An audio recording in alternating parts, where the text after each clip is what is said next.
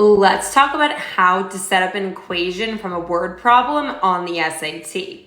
So they tell us that the total charge for the ride is $27. So we know that the ride is $27, so let's just set that equal to whatever we're gonna put on the other side.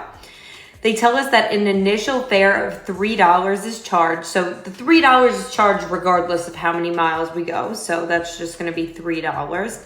And then they tell us here that it's 40 cents charged for each 1/5 of a mile driven. We don't have a calculator for this question. So I know that if 1/5 of a mile goes with 40 cents, all that I would have to do then is multiply both sides by 5 to see how much it costs per mile. And that's gonna then be $2. So let me go ahead and just write that down. So it's gonna be $2 a mile. So now all I have to do is subtract 3 from both sides. We get 24 is equal to 2m. Dividing both sides by 2, we get that they rode 12 miles, choice C.